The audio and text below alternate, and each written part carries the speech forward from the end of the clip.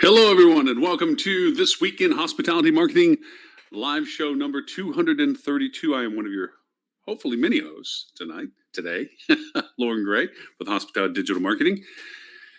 Interesting week, interesting things going on as the year kicks into full stride. Of course, everyone's doing quite a few variations to things and what's happening and so forth. And of course, we have a very well curated list from Mr. Robert Cole with Rock Cheetah, who should be joining us shortly. And I see that Mr. Stuart Butler, the host of the world-renowned, award-winning podcast, Fuel Travel, will be joining us. Hello! Hello! The voice heard round the world. How's it going? Happy Friday. I am doing wonderful, actually. It's kind of fun to be... hey, Mr. Ed! Hello! Edward St. Owens Flip 2 also. I didn't have the austerity intro that I had for Mr. Stewart as I had for you, Mr. Ed. I apologize. I gave accolades to accolades. Wow. Wow. Accolades In the form of alcohol. That's the perfect accolade. Well, that's a hospitality accolade. That is some accolade. hospitality for. They're I will get to see accolades. Mr. Stewart next week, but I won't get to see Mr. Ed. No, this show is tough for me because it runs up against my anniversary. And it's just really hard to sell my wife that I shouldn't be around on our anniversary. Well, how about you take her with you to the No, conference? go ahead. Do the show. Robert always brings his wife, and they go and see shows. It's Broadway week in New York. Yeah, Broadway week in New York. I know. So, I know. Well, so as Such it is goes. life. Such is life. Well, and I won't be going to Orlando the week after, Mr. Ed. It seems that they have found an alternate for me, and we'll be running the schedule as scheduled. I figured they were going to have to do that because moving it would require locking down a new venue. Like, replacing you was easier than moving the date. That's what my wife says quite regularly. I don't know. I didn't say it was as good. I just said it was easier. Yeah, well, again, it's something my wife like. It's easy to replace you. Oh, I think Mr. Robert's going to be joining us. Well, he had an interesting list of things, a few irritating articles this week that he threw out there. That very bad allergies.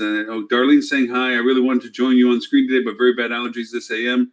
Lots of sneezing, etc. I'll be listening though. Thank you, Darlene.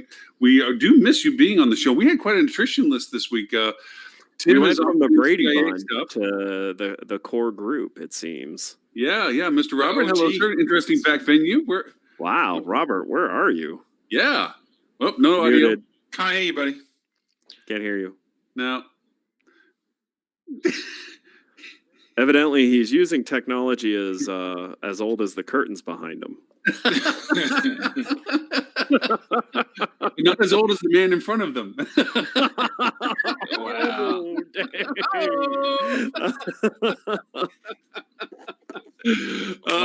Mr. Robert. No, still can't hear you. Can't There hear is you, no audio from Mr. Robert. He gave up. I think that was. I'll be right back. I think I'll that be was right his back. thing. Yeah, no, we'll see Mr. Robert next week as well. We got to plan our evil Wednesday evening. I mean, Why is Robert's it got evil? some obligatory stuff at the early part of the evening, but we got to go out and. Well, I have the HSMAI Marketing Advisory Board thing on the Wednesday, but Important. yeah. hey, they're doing some good work. And Hey, Lily, how are you? Lily. Monday night, Lauren, maybe if you're in town. Okay. We'll have to. Lily, will you be in New York City next week with us? I will. I'm so excited.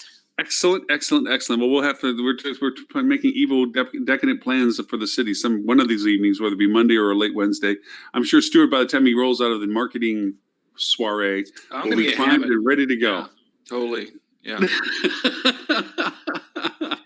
I do want to make sure we hit some of the topics that are in the agenda for the conference next week, because I think people need to understand how good it is, even if it's a little late in the game to try to think you're going to try to fly all the way to New York. We're but still it's in the getting market. yes. As of yesterday, we were getting one new sign up every working hour during the day yesterday. So right now, Nice. Really? so there's. I think at the start of yesterday there was 330 something attendees signed up for the conference part, and then when we had our marketing advisory board call later that day, it'd gone up like 15 or something like that. So there's a lot of people still coming in, and we're ahead of pace of last And year. all so. of these people complain that travelers wait to the very last minute these days to book. I Yeah. hope not procrastinating wasn't on anybody's New Year's resolution. Indeed, yeah. But no, there should be over. I mean, there'll be over 350. I think last year was 360 something attendees. I think we're going to be ahead of that this year. So it's going to be Nice. packed out. Yeah. That's wonderful. Yep. Okay. Anyway, so some topics. I know I threw out one little topic in our earlier discussions. I know Robert has his list, but Robert seems to be the mime of the show right now. So what I was thinking was a little bit of a kind of a axe to grind or a box to stand on is You know what because I'm grinds thinking- Lauren's gears? Yeah, no, Does it burn your buttons and get your goat? it burns my buttons, gets my goat, and just tweaks my shorts. I'm not touching that one. I made Ed spit coffee.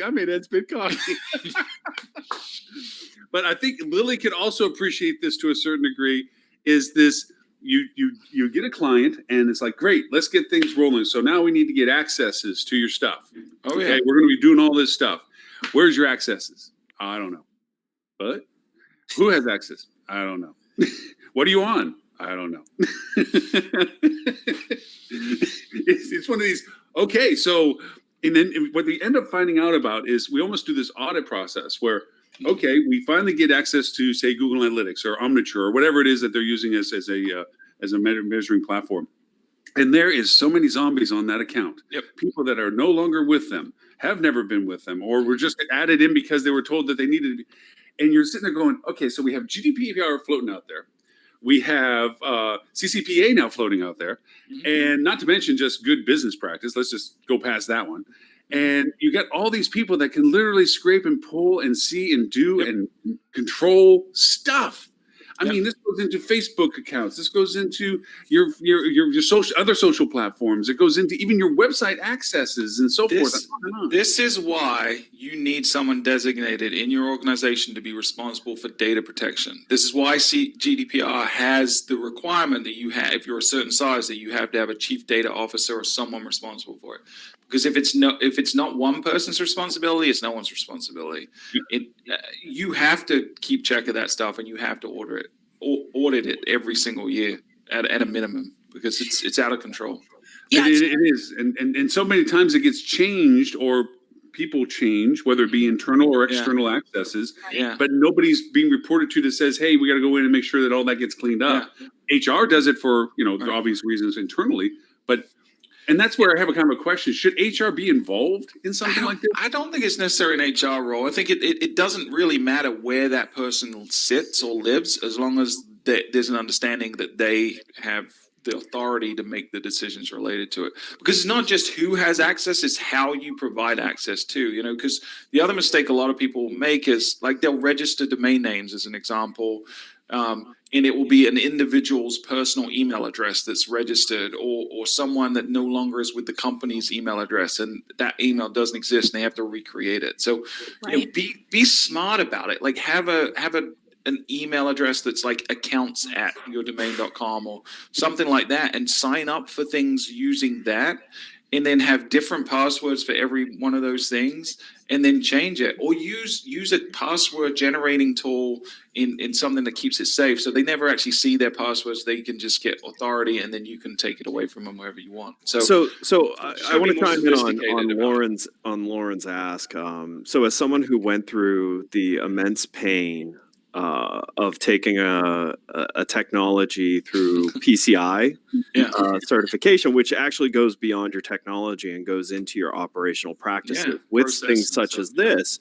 And we were pretty large at the time. We were going through, I think we were 80 employees. We actually found that, well, HR isn't the one who defined it. They absolutely had a checklist for exiting any employee, which included systems accesses, what systems each employee, so HR knew by employee and what they did, what systems they were granted access to. And that was they were just the oversight to make sure that access was eliminated as part of it. So I think HR can have a role in it. For sure. And I think in an organization where you're talking about something that's not the focus, tech is not the focus of a hotel organization. I think HR can really play a role in making sure all of that happens. It can, but then you've also got to consider the third party access too, you know, the vendors and stuff. And that's the one we see a lot, you know, where we'll get access to a Google Ads account or a Google Analytics account, and there's a gazillion old agencies, and we're like, who is this person? They're like, oh, we worked with them 20 years ago. And well, they still have access to everything you're doing. So But I think the answer to that issue is higher fuel and hire Lily on the revenue side, and all of you are honest and will point out to them sure. that Right. there's some gaping holes in their security. We actually do audits along those lines for clients that we start with pretty often. And also when we leave, we're actually just updating our own internal policy of, you know, we can't necessarily remove our own access to all systems. Right. I always laugh that with Demand 360, like the client has to send approval if we ask to be removed from a hotel. Like, okay. But we are updating it based on the new CCPA and even with GDPR, just so that we've kind of covered our bases. Like we've advised the client when our contract wraps up, like, hey, at this time you should remove our access. And we normally give it about 2 weeks because we've totally had projects wrap up. They thought they were set. And then a week later, they're like, just kidding, our person quit. Can you please re-engage really quickly? And, you know, brand access in particular can be a lengthy process. So we like to give it about 2 weeks just to make sure. But we actually, there's one client we just came into and they hired us because they were really upset with a competitor of ours that had done some work for them and they felt very strongly about it. And yet we jumped in and from 6 months ago, that particular firm still had access to all of their data.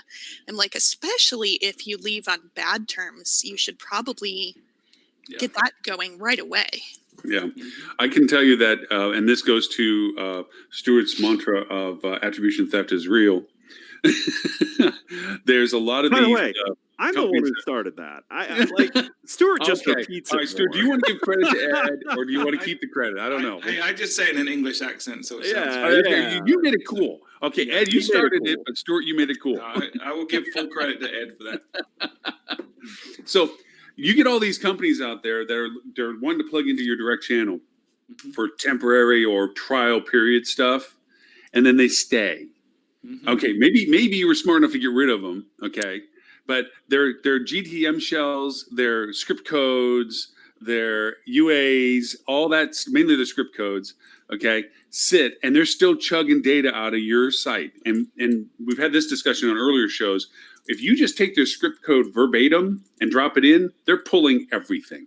You have to define their script code to being specific to contract for verification. If there's commission relationship, blah, blah, blah, to certain data points only if you're in that relationship with them. Not let's drop this thing, the script in, because they will literally pull every piece of data bone dry out of your site because you dropped in their blank script.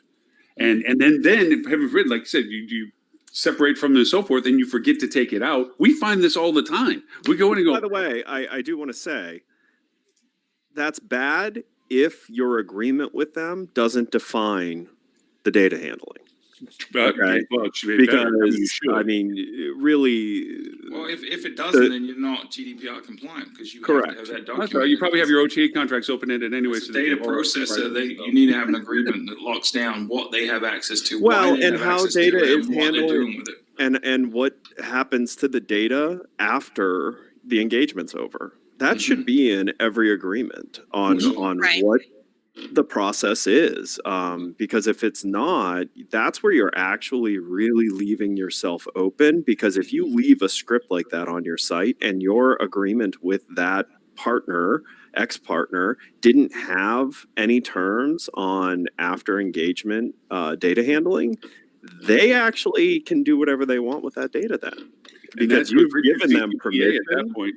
Right. That goes straight in the face of CCPA. Right. So, before we focus on, making sure you do everything that's hard, you could start with something that's easy, which is making sure that every integration that you're going to have with a partner has defined rules of engagement in the agreement. And that's the easiest way to cover your bases. Because then you can sue the partner if the partner does anything with the data afterwards. You actually have recourse. If you don't have that in your agreement, like, you actually are fully liable for anything that partner does and have zero recourse against them. Right. So Now, the other tangible thing I would say.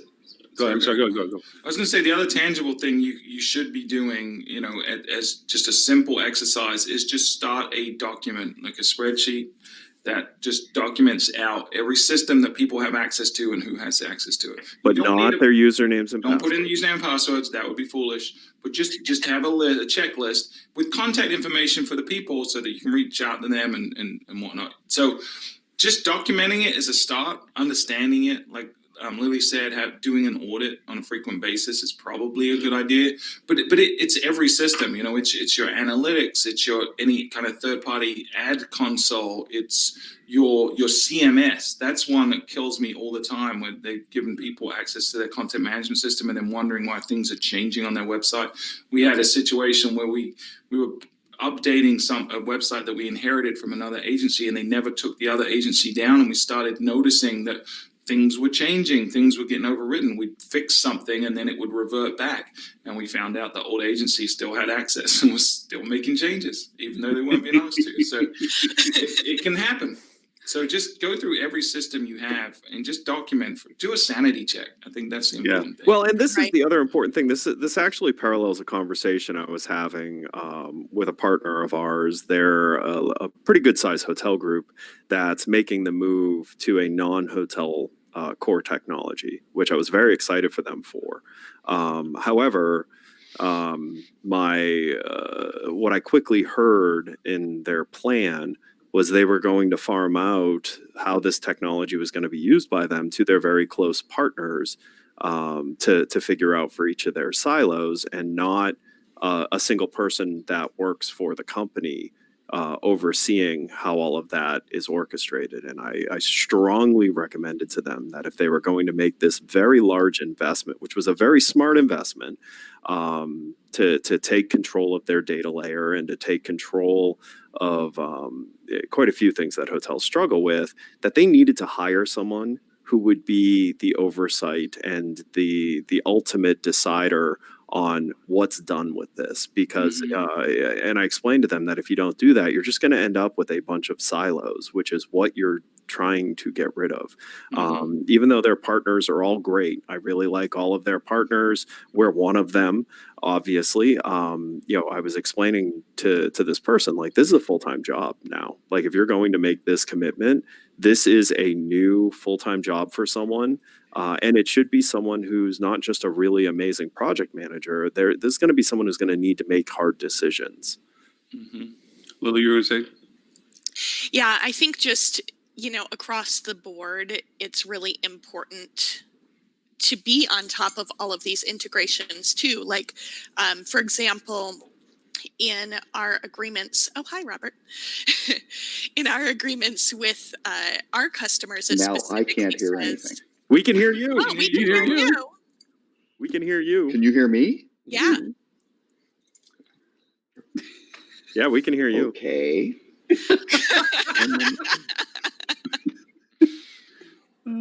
Sorry, go ahead, Lily. Go ahead. Gotta love the tech issues around here. I know, right? No, but in our agreements, it says how long we're going to be keeping the data. But one of the things that we actually use is a kind of filing system where we can give access to the client's data only during the duration of the assignment. So even though we retain our data for 3 years for the client, just in case they were to come back and want something additional from us, we restrict access. So essentially only myself has access to that data in any way, shape, or form. Nobody else on the team is able to access it, which helps reduce as well, because a lot of it is just about reducing the potential for an issue. And then on the flip side, we also occasionally have clients who, frankly, get a little bit annoyed with us. They're like, okay, well, we're still trying to get approval on the contract, but can't we just get started? And I'm like, no, actually, even before CCPA came out, just from a business insurance standpoint, we can't access your systems without a legal agreement in place saying like what we're going to be accessing and what you should not be giving us access to. So I know it could definitely, the process itself can get annoying, but it's so important that you kind of stick to your guns in a scenario like that. To your point, Lily, anytime anybody reaches out to begin to engage us as potential as a client, the first thing, it's almost a part of the first handshake. Do you want me to send the NDA or do you want to send your NDA to us for approval? I mean, just an initial, so that we can have an open dialogue. And then from there, contractually, to your point, before we get access to what you're talking about, we need to be signed up as responsible as under contract with you, kind of thing. So yeah, it's very true that those paperwork have to be in place. Speaking of which, we're talking about contracts and so forth. Ed, you give me a vicious idea. Since CCPA rolled out and you're seeing everybody roll their new cookies out on their websites, we're under new compliance, this and this. How many people would go over and well, that'd be a bad expression. How many people would be very upset and scared if you as a client reached out to them and said, we need to update our contract relationship with the new CCPA rollouts. We need all data that you've collected from us assigned and understood. And if we have to create a new addendum to our contract to ensure that it is not being redistributed, how many companies are prepared to actually feed back the data they've been pulling from you? Be like, huh? That would scare, I think, a lot of companies out there, because I know a lot of those companies are in no position to extract isolated data and send it back to you in its entirety. They would just not be able to do that. So yeah, this be kind of a fun time to kind of just rattle some cages going, hey, you know what, with everything rolling out with the CCP and stuff like this, we need to make sure that we're not going to have this redistributed. That's not in our current terms. We need it in our current terms. So here's a new contract and we need a definition and data back to us. You're just mean, Lauren. You are mean. That would be mean. I want to do that.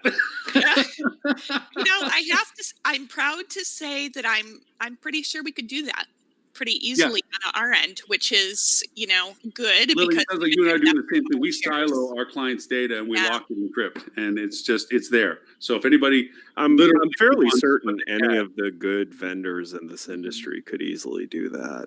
Yeah, good vendors. That's one would hope. The key element. Yeah, I know we could do it. Have insurance for the insurance that we have. I mean, the performance insurance and so forth. We have to demonstrate how we handle all this stuff, because the insurance company didn't want to insure us unless we could identify how we did this stuff. And I had to show them the encryption. I had to show them the lockdowns. I had to show them, like to Stuart, your point, a centralized user pass, because I have ad hoc server.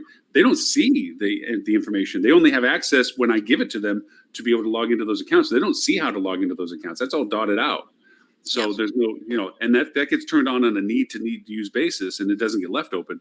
And past that point. So yeah, but I think too, people don't necessarily understand that parts of this can be easier than they sound, because there's actually a lot of really good tools out there that you're probably already paying for, like certain parts of Microsoft Azure that we use because we have Exchange emails. It's very easy for us to get a quick alert. I just received 2 this morning. It lets me know anytime just a forwarding rule is created through the web application in case anybody's email got hacked. It lets me know who is it forwarded to, because we certainly are not, immune to some of the hacking activity that goes on, especially when they can see online who our accounting person is. She's probably a favorite target of hackers. We get a lot of, attempts in her email. But we're very cognizant of that and able to avoid having any of those breaches really take place because of the measures that we've set up with alerts and with regular reviews. And I think that, with a little bit of effort to understand systems like that people are already paying for, it sounds really impossible and daunting, but it's actually easier than I think people realize. You know what would be really fun for you guys to do next week? Is get a bunch of HSMAI USBs You and your evil. And You're, just this was your leave 'em throwing on them around and see who tables. plugs them into their laptops. and see who plugs them into their laptop. Maybe put the Jurassic Park famous hack scene. The No, I would put Ed's face with on a dancing little jib jab. There you go. You've been hacked. You've been hacked. I mean, and to this point, it's training. Is also a big part of this. Is making people aware that it's actually easier to hack a human than it is through a firewall, because humans will just let you in. And so, also making sure your team is mindful of that. Here we have a fun game about if employees leave their workstation with their computer logged in. Right. And that fun game is the you go and get them, because first of all, even though we don't want employees on their personal social media, they all do it. So generally it's open up Facebook and go show interest in all sorts of new interesting things in Facebook do the that same will thing. take them months to figure out. That's how Robert got his new list of people following Rock Cheetah. That's right. My first thing is I follow Rock Cheetah on their Follow Twitter. Rock Cheetah on Twitter. Yeah. I can't. Can you hear You me? can't hear. Yeah, we can hear you. We can I hear you. cannot hear you now. Just Yeah. for the record, What? I can hear everything before I go into live webinar, and then it doesn't work. It's got to be some weird live webinar. He turns 90 Well, and there's loses settings. all ability to manage It's me. technology. Yeah, I gotta imagine it's a user error. I can read lip. Okay. I'm going to drop off because this isn't working, but please allow me just a moment. This broadcast is brought to you by, I'm not sure, it could be a combination of Microsoft, Google, the other Focusrite audio box, or livewebinar.com. So one of those doesn't like to play He's with so the others. angry and I love it. That's just frustrating. The only other thing I was going to say is the only piece of audio when I couldn't hear things before was Ed saying something about selling his wife on his anniversary, which for the record is wrong. That is not good. It was something about he wasn't going to sell his wife because it was his anniversary. They're selling her on it or something. Like, I don't know. So anyway, This I will is just see you like guys every next week other show at the where he doesn't listen HSMAI to us either. marketing Nope. strategy conference. It's as if he can hear And us. for that, Yeah, it's exactly the I same. live from the Tremont House in Galveston, Texas, signing off. Robert, I'm going to try to go over and when he gets. Can't hear you. He Why can't are hear you you. talking to him? I'll try You know to what? add I'm him seeing into it.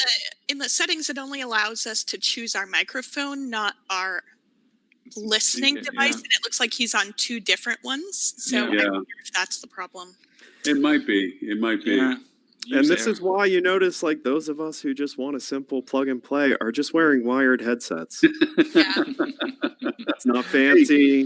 There is one article that They do ties to a work. little bit of our conversation. We talk about contracts and the evilness that I just mentioned, but also, you're talking about the exiting contracts and making sure that people get audited off of accesses and what have you. But that also lends itself to one of the articles that Robert put out there about the OTAs, where they were talking about the reliance factor on OTAs, which goes back to one of our earliest conversations is if you're not negotiating your relationship with your OTA to be closing some of those open loophole doors of what they can offer rates to, you're going to continue to have the issue that article, I'll put it up in the link here real quick, that it represents of this dependency on OTAs based also on the fact of the leakage of rate that keeps going out to the debacle. They're platforms. publicly traded companies. They're going to do whatever you allow them to do. So if you are allowing them openness in what they do with their rates, they're going to do everything they can to sell those. So this is an important thing to think through when you do look at an agreement. And please, for the love of everything, read the contracts that you Well- sign. Read them. And by the way, if they're not in English, do not sign the contract.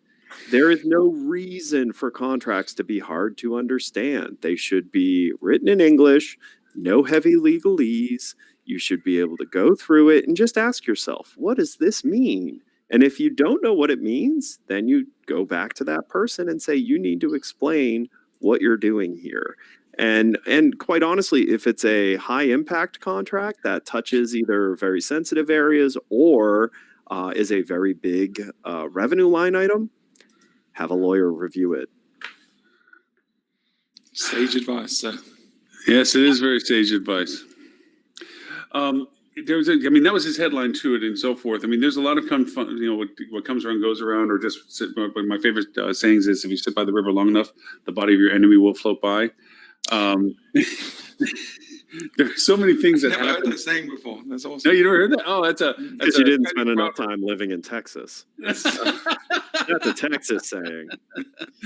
But you look at some of these things. Oyo's going through a downsizing. What they say, 2,000 employees going to be dropping. Who didn't see that coming, though? I mean, really? No. You know that they went past their supply line. I mean, they were growing faster than they could actually maintain what they grew past, and their branding failed and suffered for it. And then, of course, I don't understand why they use the word duplicity. I don't think they had any job in their organization that was duplicated. I think that they were grabbing bodies to fulfill needs, and this seems to be a convenient way of saying that they're scaling to what they now need. And I think it's more of maybe they just picked up a lot of people to do a lot of things, but never really organized and qualified. I won't even blame the people for it. I think knowing a little bit from the outside, looking at people I know within the organizations, that they seem to just like they needed people to fill roles, and then those roles never fully came to bind. And now they're like, well, we need to clear up all this vagueness and identify specific role runnings. I don't know. Yeah, I mean, but Wall Street's created this kind of problem where for so long we've talked about how Wall Street is enamored by growth potential, and not really profit. And they cite Amazon as the example for that. And it took a while for Amazon to get profitable. But so all these venture capitalists are out there, SoftBank being probably the worst, looking at WeWork, but they're investing in things and just pushing scale. The difference being Amazon always had a strategy to get profitable, and by the way, the answer is not at scale will be profitable. Exactly. It's you do actually need to have a revenue plan that at any point, if you turned off growth and stopped, the revenue you've acquired would pay for the overhead needed. Correct, right? There may be profit. a tipping point at which that is, but it's not Sure. at maximum scale. Right. So I think what Oyo's made the mistake of doing is just, if we're big enough, we're too big to fail. And it's never a good strategy. And when you're dealing with a product like that, where it's, very low price point, very low margins, and scale's the only way you can profit, you cannot just throw people at the problem, because you're adding cost and overhead, and it's never going to be successful. So hopefully this is a good opportunity for them to reset and reevaluate their lives a little bit. But Strangely enough, everyone with any sense saw this coming a mile away. Strangely enough, I equated a little bit to what I used to call the Disney mentality of marketing, which was, if you don't like my price, get out of line. There's people behind you. So eventually, there's not any more people in line. And it's at the park. They've not that Disney has this issue, but because they're now having to close the park on certain dates because it's just too full. And they are expanding their parks, and they keep adding more things to them and so forth. So it's not as if they're relying upon growth to do it. But they have so much data to be able to make that decision intelligently, right? Because they're looking at where can they push it and how can they push it, and they tweak it and they tweak it and they tweak it. Yeah, but see, before they had the data, they had strong vision. They did, and they provided value. And I think Oyo's just assuming it's going to work if they hit a certain size. And that idea, whether small or big, is still a bad idea. Yeah. Well, either there are two things. Either they're looking that they were going to displace everybody else in the market, or consume everybody in the market. They picked up what nobody else wanted to pick up, and they displaced those people that thought they had the market share. But I think it's that's making the assumption that price is the only thing that drives decision making in hotels, and it is not. It's absolutely. Now, granted, the OTAs would that's love less to convince important all of to you. people. The OTAs would love to convince all of you that price is the only thing that matters, and if you do believe that, you have fallen for what the OTAs want, which is you completely forgetting what actually matters in customer acquisition. So I'd like to actually add in an article at this time that wasn't Please. on the list. Submit. So I'll drop it in here, but it goes right along with what we're talking about right now, which is price not necessarily driving it. So it's kind of a convergence of revenue and marketing as well, which, as you know, is one of my favorite topics.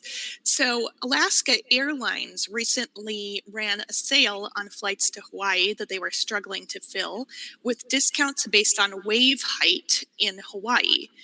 And then they followed that up with a Alaskan fare sale to Alaska with discounts based on the visibility of the northern lights. And kind of what the article points out is that it was not discounting for the sake of discounts, because they could have probably made the flights to Alaska free, and in January probably still would have struggled to fill those planes, because frankly, I don't want to go to Alaska in January.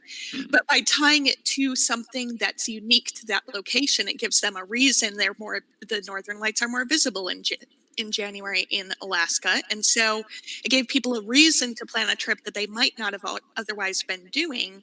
And I think that's to your point of, it can't just be about price. There has to be this connection to, but why should I go there? Yeah. Why do I want to be there? And it's really probably one of the best articles, best marketing strategies that I've seen in a while. And it was very refreshing. It's really a nice creative one. Ed, I want to call you out on something here. Okay. I think you're favoritistic. Okay. If I ever dropped a LinkedIn that had the UTM string still in it, you would be badgering me to death. She's literally, so new, Lauren. Lauren. And you sit so still quiet and happy and new. head naughty. I I'm think in a you're a hurry. little Okay? favoritistic. I believe in efficiency. That's right. And marketers, thank you for it. That's right. Yeah, the extra 2 clicks that campaign just got in Google Analytics is going to screw up all of their data. It's going to scroll. Yeah. Because, I mean, What are just you let talking you about? know, Hold up. You're talking. Let's be honest here. They're going to look at the click to open rate and be like, "Oh my gosh, look at how successful my campaign was. boom, mic drop. I have Well, more I don't- unique I clicks don't than wanna- opens." Point fingers or anything, but I don't even know what campaign this came from, because I picked it up from a friend at Sabre who shared it on LinkedIn. So that's where I'm Their this one. newsletter. Wow. It came in HSM Daily newsletter. Yeah, Yeah. yeah. You should always Email strip send, yeah. Email send newsletter. Oh, come on. Daily newsletter. Yeah, I And just, the you know, world- the Ed, I world mean, is still come on, turning, you know, James. It's even okay. playing field here. She's new. Okay, so you're being nice because, okay. She's still in the honeymoon period. Once you've been on the show for 6 months. How then long it's is complete that? fair Okay, game. 6 months. 6 Got months, it. yeah. 6 Okay. months. So after 6 months, Lee, but sharp I'll your send elbows. the Then we'll just start picking at you. You don't Actually, think you really, get if right. you look back, you're close to that mark. I think February would be with the 6 month mark. I think you joined us in September. There you go. So, Yeah. Oh yeah, and once we've met you in person too. oh yeah, then Yeah. it all goes downhill. Then It goes it's- downhill yeah. after that. Yeah. Yeah. You know, it's interesting because I have met Lauren and Ed yeah. in person. Oh wow. But Best for despite us, the yeah. fact that I have had a Lauren hug Mhm. today, I now have dramatically higher expectations coming up this week based on how many times it's been mentioned in the show. Well, believe me, it'll It's- be a lift off the ground, spin around in the air one. So. It's top of my list of things I'm excited about for Marketing Week next So week. I'd highly recommend a pants the first time you're going to Got see it. him, because Well, it's gonna be cold in New York, so it all works out well. Yeah, I was um, thinking it was wearing a snowsuit, to be honest. Coming yeah, it's gonna be a little It's gonna be frigid. cold fast for us. It's going to chill down for us by the time we get up there. So one of one of the irritating articles that Robert generously gave us is the Hilton launches a new brand. Yay! which I saw someone, one of the places that just grabs these articles and emails them out, actually put in the URL. It said, "and perhaps it's last." But I couldn't read anywhere where Hilton was indicating that this is the last brand expansion they're No, going to do. It was but- an and it's opinion not- about Hilton. It wasn't from Hilton. You're right. yeah. But even the image itself irritated me because it has these two dancers off to the side, like la la, Meanwhile, I got the CEOs and so forth and barely hold the card up straight. Selling and- more franchises, baby. That's yeah, all that and I'm is. sitting there going, and I'm sorry, I have this opinion about this. Is just one more thing to poach business from, because this ambiguity of brand identity, What are you talking lifestyle. about, guys? You're such cynics. I mean, there's a clear value proposition differentiator with this brand. Yes, it is. Going, Franchise can they're make going more after money from this stuff. left-handed people that Left- want, you know, Left-handed people with one green and one blue eye. That's is exactly who this right. brand is They're for. very specific with their demographic. It's That's You know, right. Personalization Yes. is the future. That's True. right. Which Mhm. was a shock to me personally. Yeah. Yes. So they do say that lifestyle is a word that's kind of overused, but I'm wondering no if it's just kidding. a brand that's overused. Mm. Yeah. What's interesting comments out. And, you know, if they can make it super authentic, it may take off. But I wonder sometimes, like I see them adding. Sometimes I wonder if replace is the right way to go. Like maybe some brands. No, because then you have to shrink room count. Yeah, and no, Wall you Street can't will do that. not have that. And the people that Those own are growth those potential. you're replacing them. Yeah, this Yeah. is just another flavor to sell to a brand that's oversaturated with Yeah. brand already. And If it's that another one of were, my favorite words, oversight. if replacing or consolidation were ever likely to happen, it would have happened when Marriott bought Starwood. Mhm. And it didn't, right? And I there's really thought so a much couple overlap were going to there. go away. I really thought Sheraton. they'd be like, yeah, Sheraton. I thought could be absorbed into Marriott. They could all just become Marriotts, and nobody would really care. Mhm. The 4 Points could have probably gone away. To be honest, that's the brand that Uh, struggled on But and well, off. what do they do instead? They do a new logo for Sheridan and put the year established in it, and they doubled down on its heritage. So, Yeah, but as I think Robert did the best convincing argument of why. It's like, one, the people that be upset about them being reflagged as Marriotts would be people that already own Marriotts in there, would be waiving their franchise, contract around, going, sorry, that's my market, not yours. Mhm. The second of it is that it's too much room inventory to lose to Wall Street. They can't just say we're not going to do anything with them, or we're going to change them to something else. So yeah, I mean, they have to double down. They're too committed to this at this point to go over and say they can lose that much inventory to it. Yeah. It was kind of like the baggage that came along with the brand. Right. There's no way that Marriott's, the Hiltons of the world, are going to have fewer brands 10 years from now than they have today. It's never going to happen. They will all have more brands than they have today. Now, if I was They might be the head different, of Marriott, but they'll have more. I'd be looking, though, at a strategic plan to sell my existing brands to move to the better brands. And better doesn't necessarily mean move up.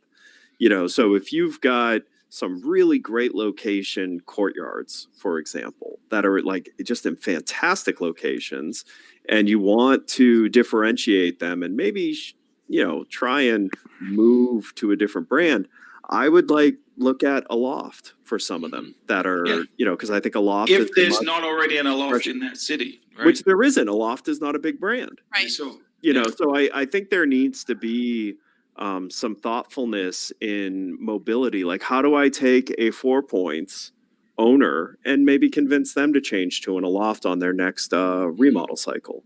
Yeah. And start building that strategy, because they are going to have to do something. Because you can't just keep adding brands, because no one knows what they are anyways. And by the way, every brand you add, I have to imagine it makes consumers less sensitive to brand value proposition. But the brand doesn't matter to us, a large section of consumer already. I mean, if you're a frequent traveler, sure it does. But we just talked about how the OTAs have commoditized everything, and it's all price driven. Mhm. And if you're using an OTA to book, you don't care one iota what brand you're booking. It's just about what So the reviews this are, and article- what the price is, and the location. So this article inspired me to rethink, and actually, in a strange way, kind of like the Doctor Strangelove, how I stopped worrying and loving the bomb, realized that Marriott Bomb Boy might be one of the most brilliant things that's ever been created. You were the Okay. first person that's ever said that sentence. I know that, and this is my stupid rationale with this. It's a single word. Brand is really about value proposition to the franchisor as to what they provide. We know it's going to be tech stack, it's going to be financing. We know it's going to be price controls over our acquisitions of things. And so ROI. forth. That's the real control factor that brands have. Mhm. We're the variations on flavors of Marriott, JW Marriott, blah blah. We already know there's 31 of those on Marriott just alone, let alone all the other ones. Here, if we commoditize it down to a single word for commonality, and all the hotels can become individualized based on the strata of what they're capable of, whatever it is amenity wise, whether you want to use the overword lifestyle or whatever, but whatever they're available of, because we're going to get better at identifying our personal travel preferences. I want a big desk, an oversized bathroom, again, worst word in the world, and a king size bed. This inventory is going to show up, for Hilton. But the commonality of a single word, Bonvoy, to whatever else is after it, means that there's a continuity of the brand's centralization of it. So I'm going to work through my relationship with that entity for the inventory type that I want, regardless of what the individual hotel calls itself at that point. Yeah, but That's here's the problem with that. Like, first of all, you're putting way too much romance behind what these brands actually. Oh, hey, I'm trying to be a positive. Let's not forget that the biggest brands in the world, the majority of their hotel count is the limited select service, whatever fancy word they want to have for, a building with, a Common box. space in small rooms. Yeah, that's like, and no services. So, let's stop. Let's stop romancing I'm this. trying to be happy. This is a positive. Lauren's How such a come- romantic. Oh, wait, Silly you as started Bonvoy. by stating that this was an annoying thing. So how is Right. that? I've been keeping track. I think this is the third or fourth annoying thing that Lauren's brought up today. Right. I think Lauren's just in Lauren's a bad medication mood. must have just kicked in. Yeah. Caffeine. I mean, let's call it what it is. Let's not be insulting. This is a franchise business finding further loophole to be able to sell more in a market than they contractually were allowed to by their legacy agreements. Yeah, because 90 hotels in New York is not enough. In New York City is not enough. Oh, gosh, no. They need to hit 100. So that And the this only is the way to do problem. that is to add more. This is the problem of when companies like Marriott and companies like Hilton go public. Mhm. Because they have to play the game that Wall Yeah. Street wants to play. And Well- all Wall Street cares about is growth. Well, and let's look at it from the other perspective. If you were sitting as an executive at Marriott, you'd be doing the exact same thing. There's not one. I mean, we can sit here and They have one lever to paint pull. this- We New could, brand. we could pretend that we're holier than thou, and we can talk about this utopian society where we're consolidating brands. But not one of us would do that if we were in the hot seat. Every No. one of us would be doing this exact same thing because it's what's best for their business. Yep. So But it is Good not. job, Marriott. It's not good for hotel owners. Like let's not kid this. Like Hilton having yet another brand means in their super saturated markets, they're going to build that brand, Mhm. and that's yet another Well, that's being allowed in alright. to the you're right, to the- right? It's the not good for distribution. some hotel owners, right? If you're a real estate investment company, it's probably gonna at some point affect the potential return on whatever your investment has been in the past. Certainly doesn't increase the value.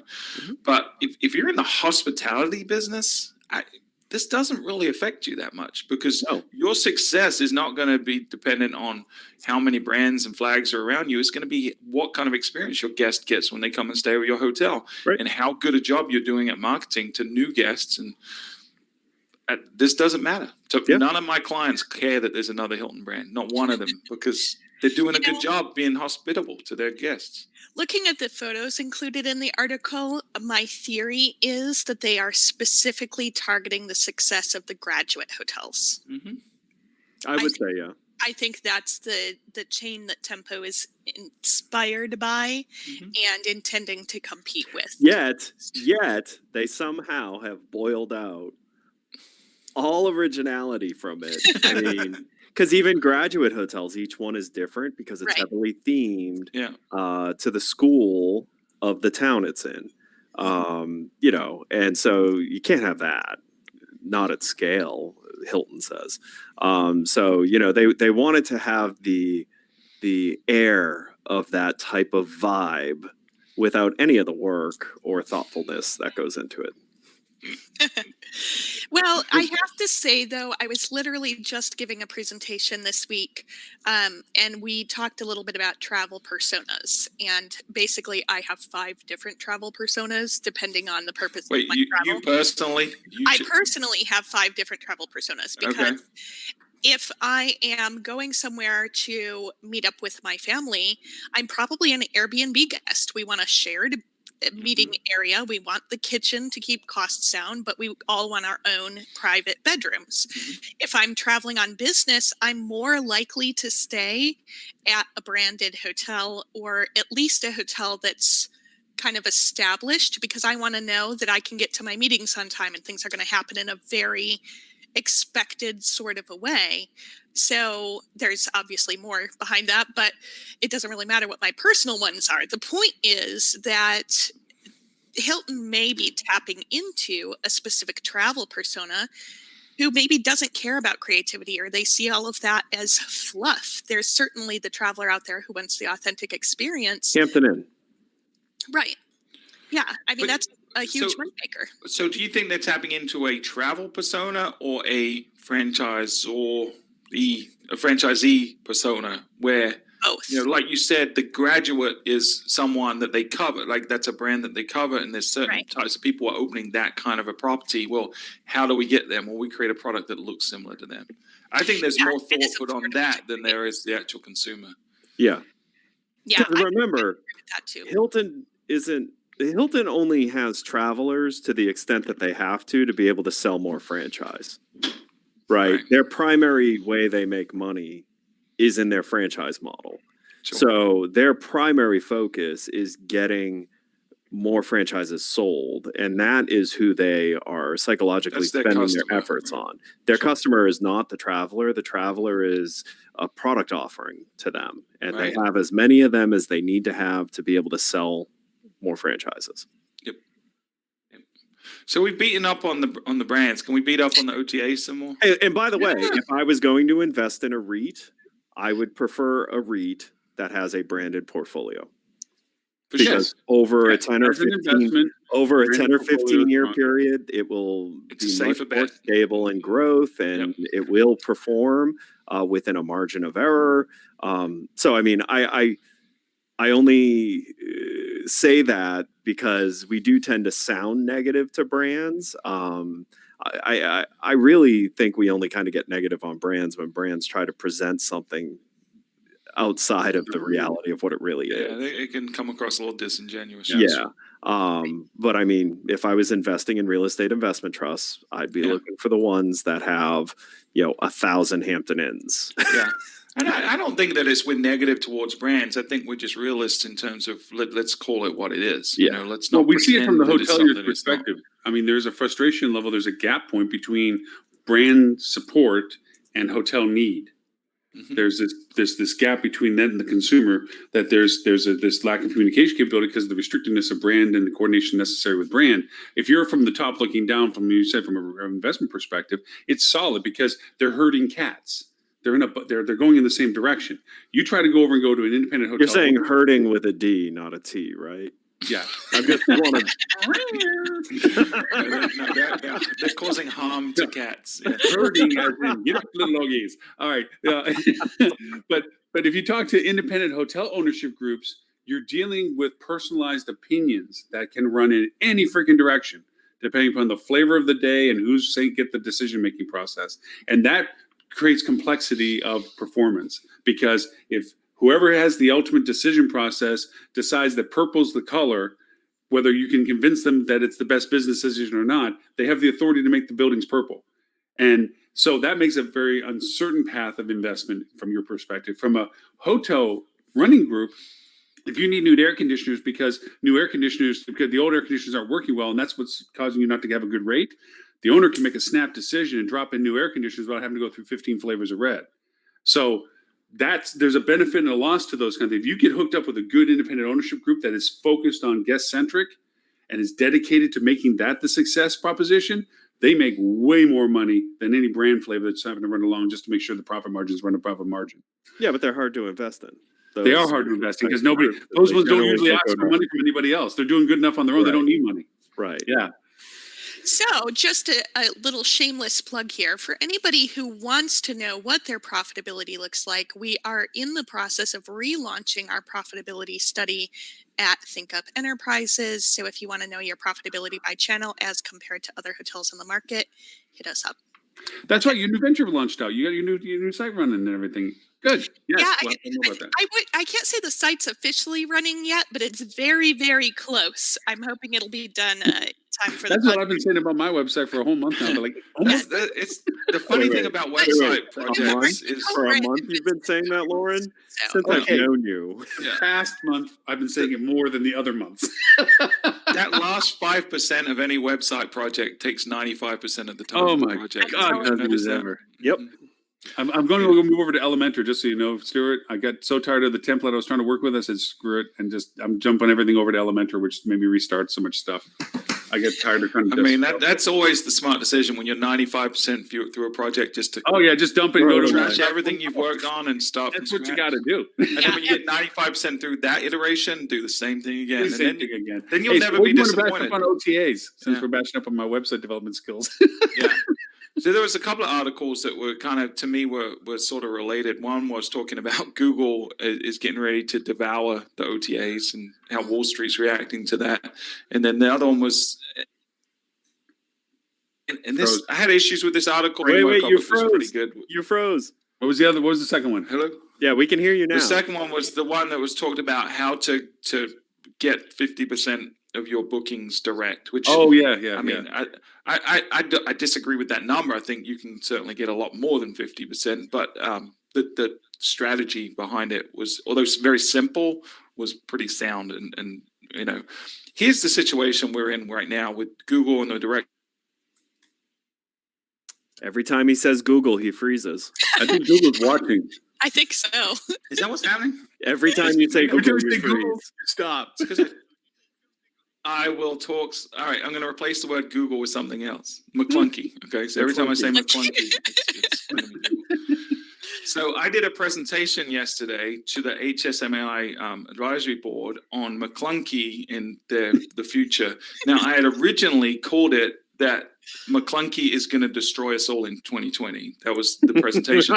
Then I Love it. realized about a minute before the presentation, I realized that one of the advisory board members is actually from Google.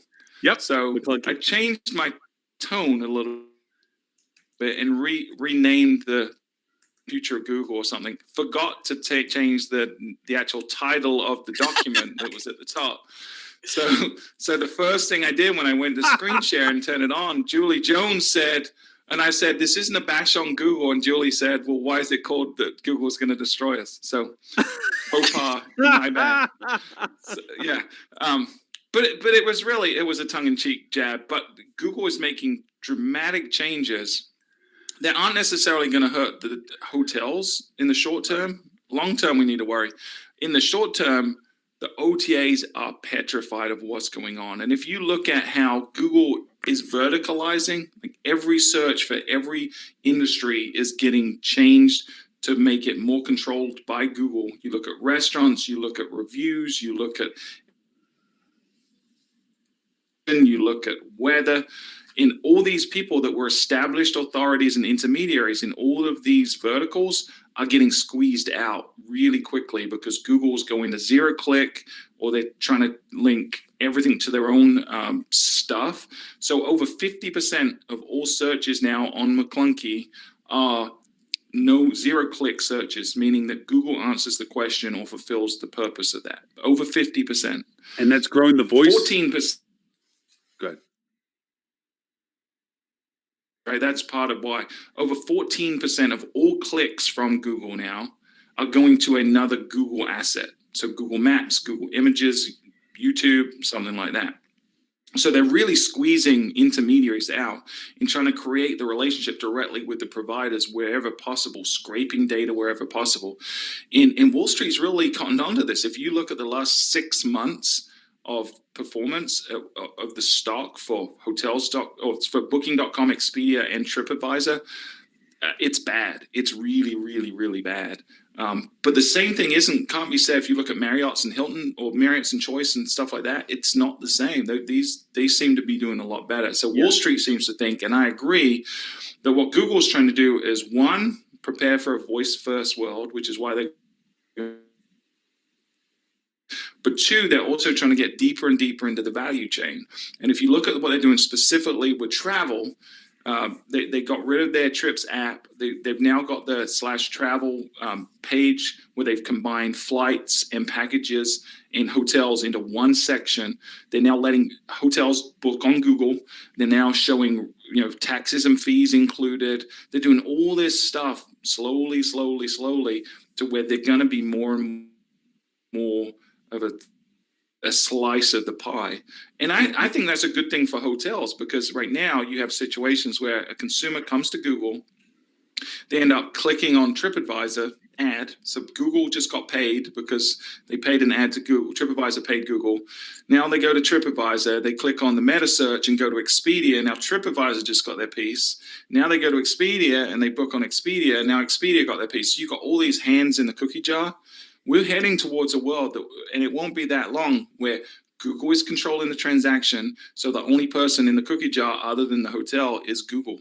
And so as long as they don't take too much. So wait a sec. So that's okay. I just want to point out here, you can't say that's a good thing. It's better than the world reason we live in. the reason it's not a Until it's good not. thing is it's a super large, powerful company devouring other large companies. When you devour anyone who could potentially put up a fight, you then get to change the rules of engagement. And so 100%. a couple of things I'd say is if the brands are breathing easy, I would point you to the problem that Amazon has created in the retail industry, where consumers have shown that honestly the knockoff is fine. The Amazon branded batteries work just fine for me. And so, understand that although you may be getting breathing room because your direct, issues in your life are being destroyed in their fight against Google, when that beast eats them and is done with them, it's going to turn to the next meal.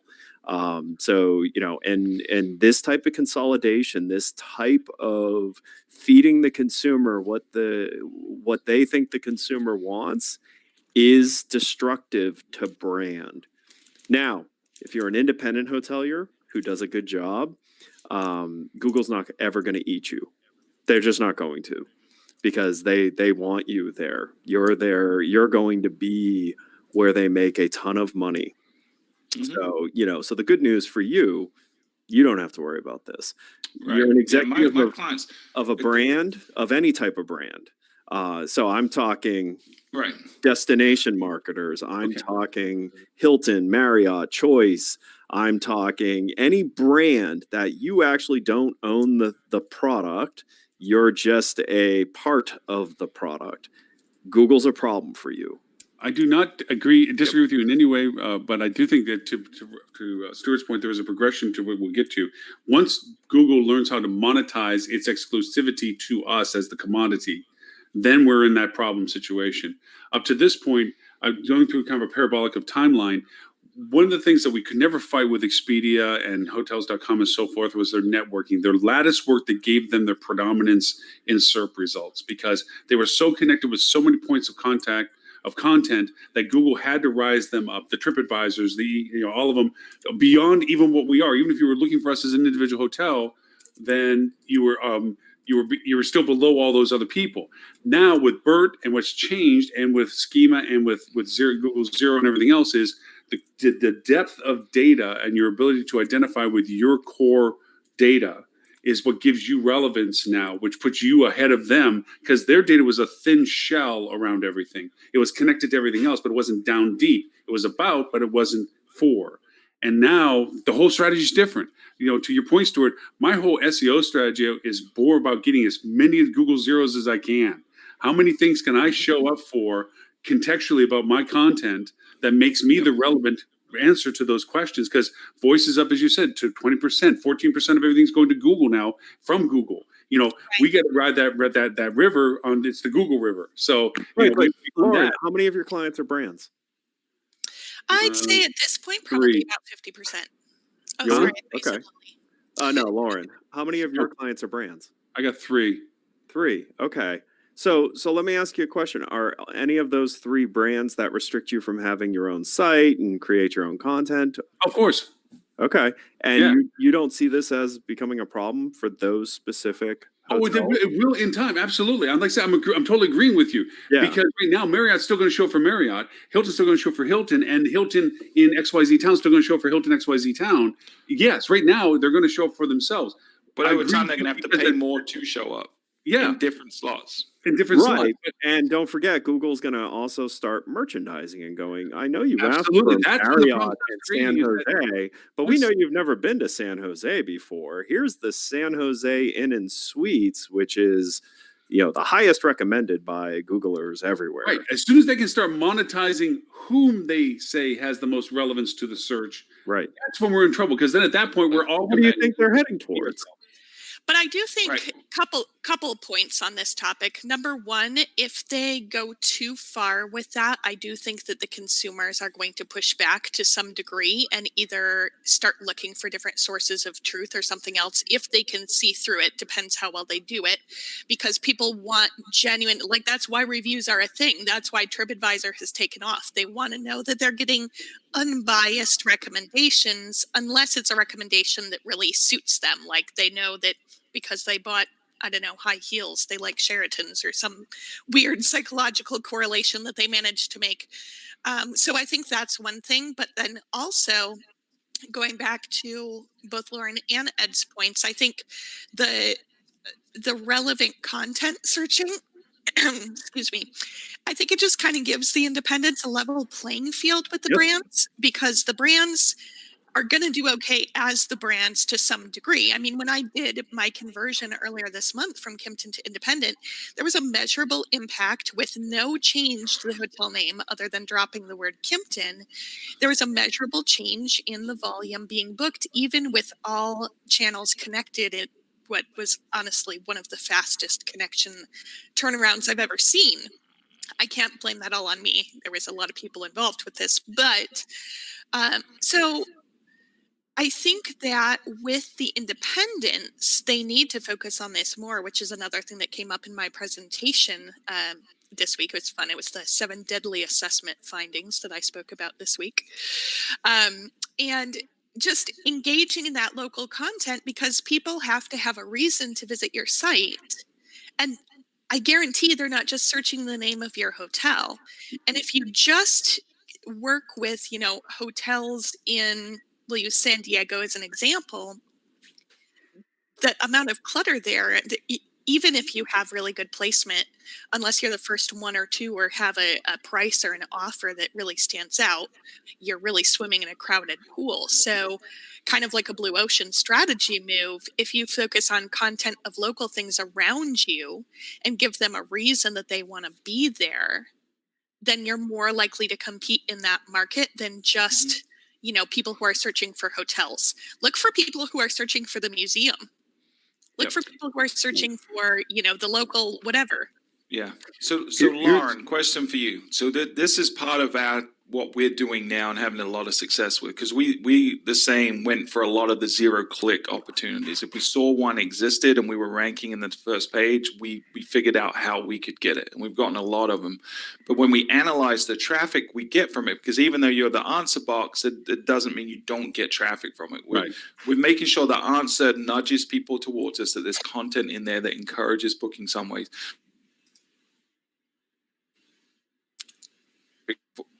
It's not necessarily looking for us at that time. They're looking for something adjacent to us.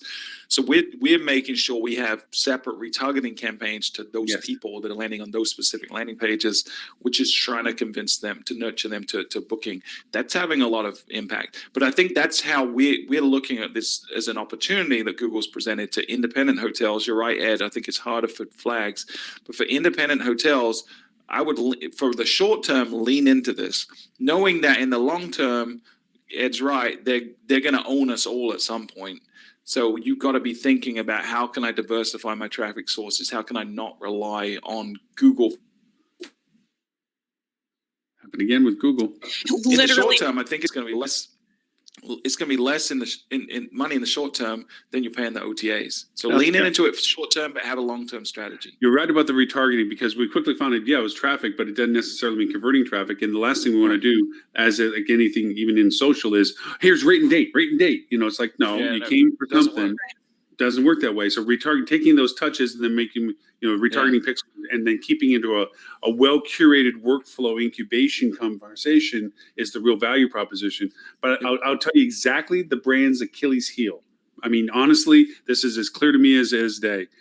What they do is they don't care from an investment perspective what's going on because they don't understand what's being done for them. They go out to third parties or even internally brand service oriented, and they go for their top 5 or 10 keywords, which are usually brand related, brand named. To your point, Lily, not everybody's looking for the XYZ hotel in San Diego. They're looking for closest to the Museum X or whatever it is. And so they're focused on it. They feel, check the box, I'm doing my SEO correctly. Okay. So what's going to happen is they're first going to be allocated that they're going to show up because of deference that they do have the proximity. Google knows these things. They have Latin lounges and everything else.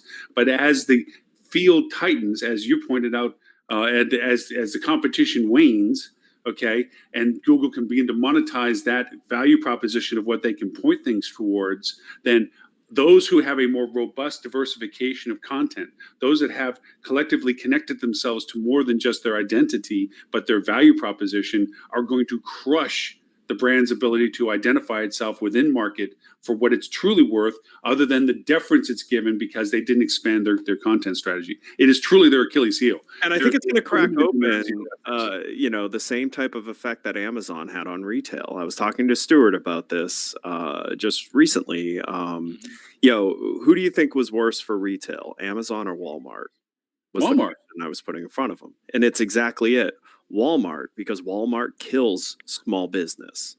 Amazon has killed or put a hurt on Walmart, but actually has opened back up that niche boutique retail opportunity for people to make a living. And in fact, because of Amazon's offerings and sites like Etsy, your brick and mortar can survive because it can also sell online. I think Google is going to have a similar effect here. I think where it's going to put the biggest hurt is first on the unnecessary brands, which are the Expedias and things like that, because honestly, all they did was what Google's going to do better, which is they're just going to make it easier for the consumer to find the hotel that they want at a good price, right? Mhm. Like that's it. But then next level, it's going to hurt the Hiltons, the Marriotts, the choices that have these brands that have no real purpose, right? As far as the traveler is concerned, Right. have no real purpose. You could change the flag out front, nobody would know the difference if you No left one it would same know the thing. difference, right? So that's the next level that's going to get hurt. But as they're hurting OTA and they're hurting big brand, they are going to give a resurgence to very interesting hoteliers who are either doing things differently, offering real value of experience. That is going to shine. But there will be a legitimate hurt. And you can just look at what Amazon's done to anything they've stepped into. They've put a hurt on the ones that have just done scale to be as much as possible to everyone. You're not going to compete with Google on that. Yep. You're not going to No, compete with you can't Amazon on that. outscale Google. Yeah, for Right. sure. So any of these, so Oyo, we were talking about Oyo at the top of the show. Like Google is there and their plan is going to be the reason Oyo will not survive into perpetuity.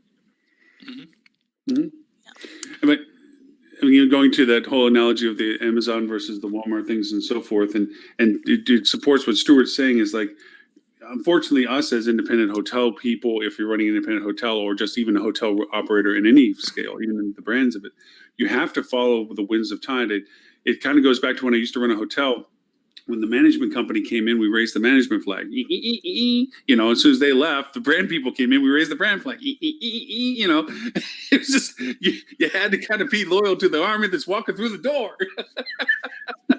And I think too, like one of the things that I find in my own searching behaviors is I almost always, unless I'm traveling just for leisure and trying to choose where I want to go explore, I'm generally searching for my location and then hotels nearby on a Google map.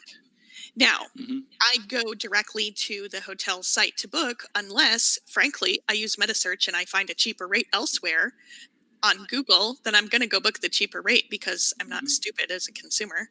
And a couple times I've tried to call the hotel and have them match it, and they just told me that they couldn't. So I've since given up. But anyway, so you don't always, though, realize why somebody's searching you or what location they're searching. So even getting granular with events. So let's use the marketing conference as an example. As somebody from Phoenix, my number one priority for a hotel was how close can I get to the host hotel without paying the host hotel's rates? What? Somebody else does that too? What? I think everyone who attends this conference does that. But frankly, I want to spend as little time outdoors in New York City as I possibly can, and I don't want to pay for an Uber to go back and forth. So I want it to be somewhere I can walk from. So I am a block away at a hotel that I paid a little bit more for because it was closer to my conference. And I think sometimes we don't really think about switching up our SEO. You know, we've talked about location-based content marketing at the moment based on fixed points, right? But do people ever think about, like, what is your proximity to an event? Because I guarantee you people book outside blocks all the time. It's not just this conference, it's every conference, because for some odd reason the group rate always seems to be like the highest in the city for the time period. But I think that it's really important that you're paying attention to some of those things as people are starting to invest more in marketing, going beyond just the fixed points and incorporating some of that into their content marketing. By the way, the answer to your question is the Row. That is where I'm staying. Ding, ding, ding. Yep. It is the cheapest, closest, Closest. acceptable hotel. Exactly. Exactly. So you don't need Google. You just call Ed and he'll tell you. I'll tell you, Yep. or Robert. Robert's pretty good with it. I'm staying at Townhouse Suites. It's right around the corner.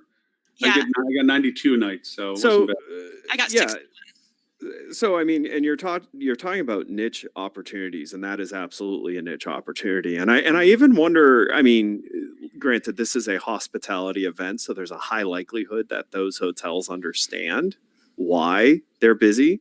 But when it's a non-hospitality event, understanding strange anomalies in your stay patterns and digging through and trying to see, is that an annual thing? Is that something we can, work on marketing for next year? Can we drive more of that demand? Because you can make a lot more money raising the floor of your down periods than you're going to be able to trying to, continue to raise your peak period pricing. Right. So I do think that it's really good advice for everyone here to think about, which is better understanding the why do people stay with you. And you Right. know, the best way to figure that out is actually have a relationship with your customer. Talk to your guests. Yeah. Ask every guest why they're staying with you. Mm-hmm. You'll get some great insight, and you can provide more value if you know why they're staying with you. And it's not just one answer. That's the thing that most If people they're do. staying is for an they forget anniversary, you marketing. can do something nice for them. Yeah, and Yeah. the thing is that you have to do it more than just once. It's a lot of times owners feel like, okay, I did what you said, Lauren. We asked our client, our guests, and they said they came here because we had the best price, or right next to the rodeo, or whatever it was. It's like, so you asked them at this time, what about this week? What about next week? What about it's an ever-changing moving target, and it's not just one target, it's multiple targets. And to your point, Lily, you have several personas of travel. Every one of us have several personas of travel. I surprised the heck out of one of my clients where he was sold out for me to come visit. And I picked a place that was way on the outside of town. He says, why don't you just stay around the corner? I know they weren't sold out. He says, because it was more expensive. He says, I was going to pay for it. And I'm like, yeah, but I'm here to do business with you, not to cost you money. I'm here to make you money. I charge you to do my work, but When and I he's like, travel on "We've never business, done that." when It's I like, travel on business by myself, I struggle to pay over $100 a night for a hotel.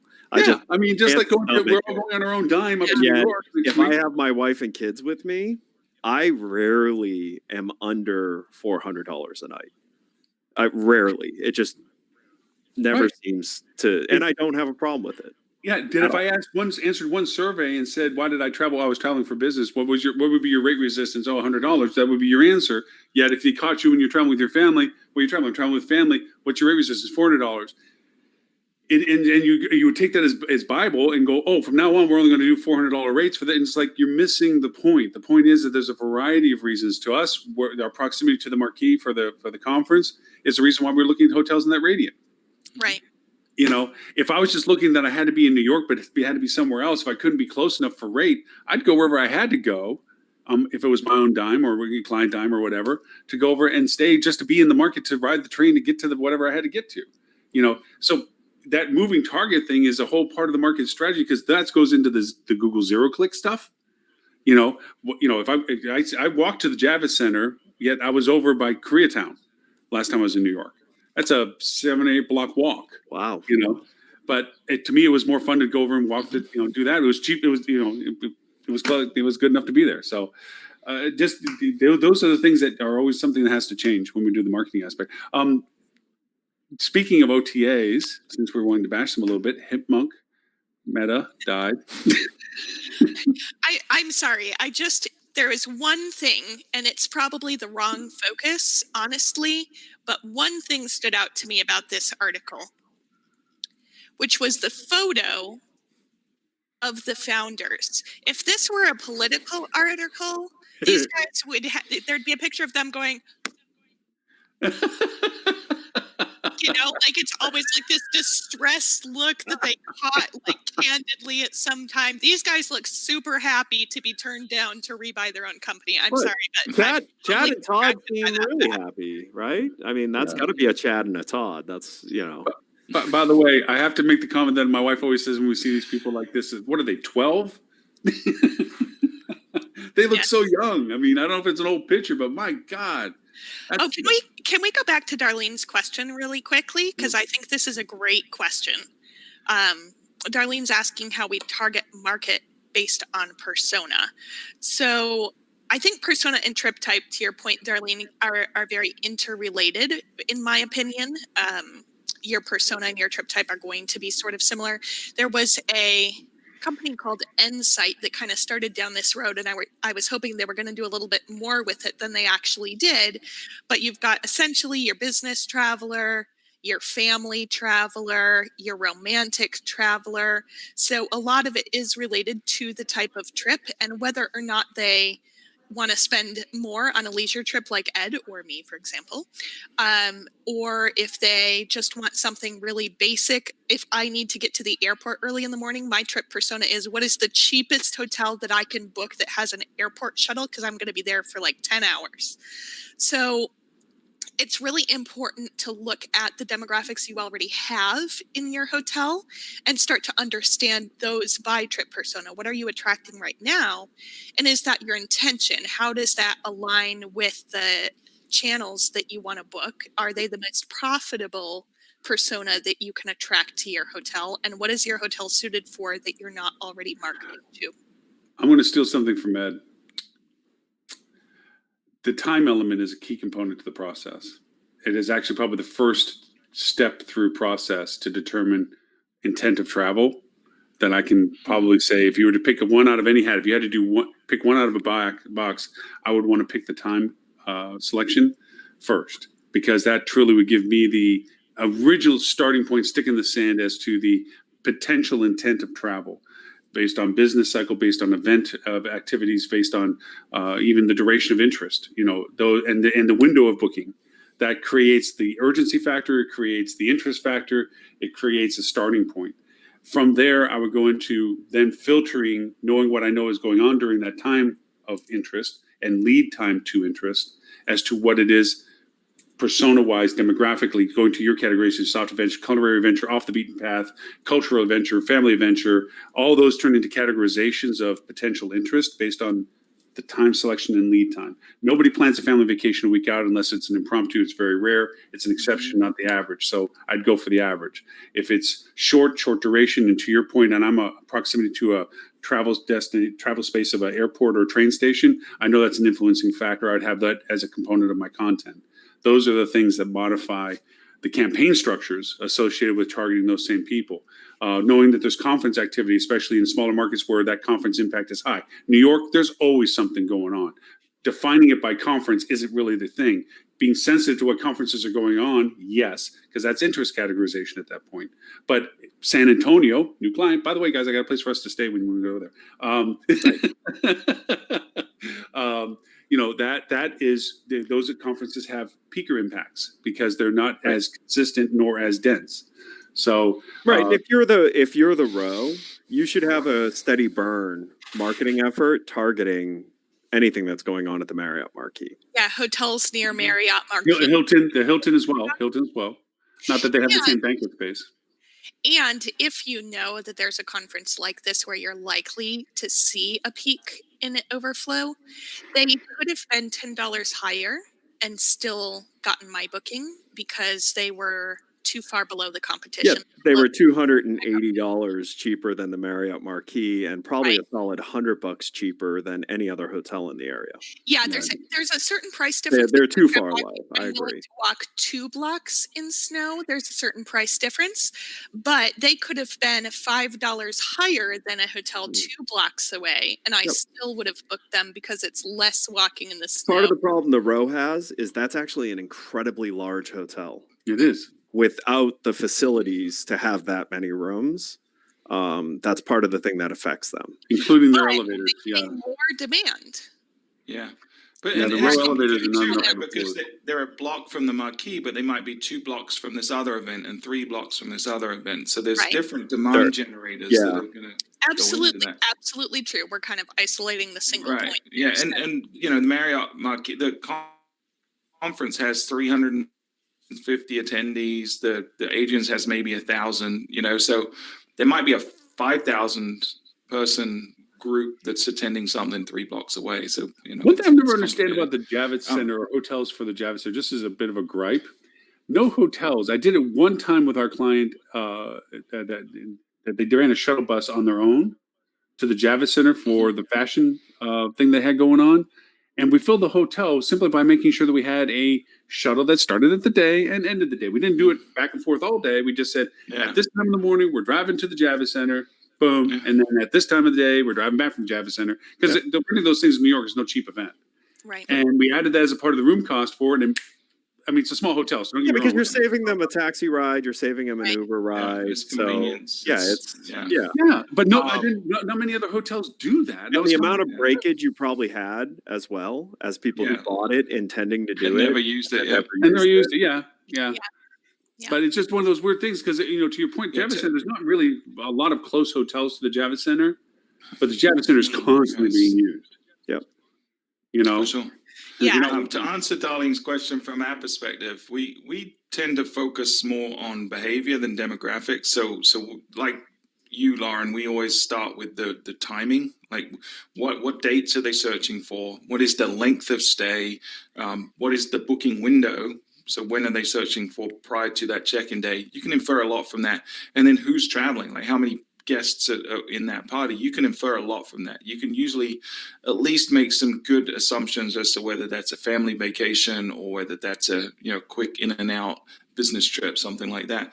So like we talked about demographics a lot and personas, they shift, right? So you can't assume that because I stayed with you for a family vacation last year that all I want to know about you is family vacation.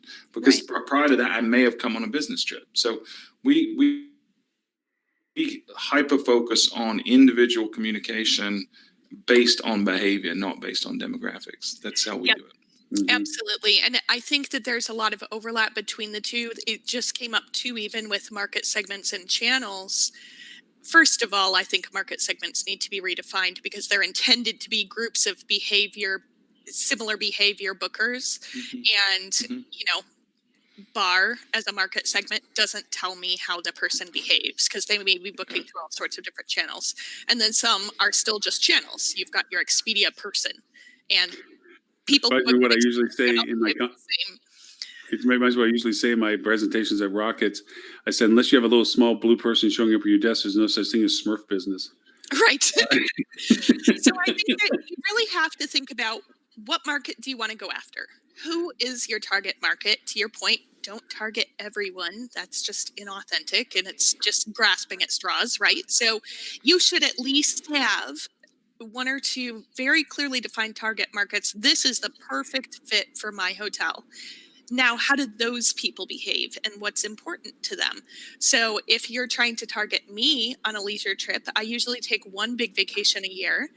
And if I'm going somewhere just to relax, like a beach on Mexico or something, I guarantee I am a sucker for an upgrade to an ocean view or a personal in-room pool. Like there are things that I will be more drawn to, but I will probably only book them if you have a really good picture of them, like a really good picture.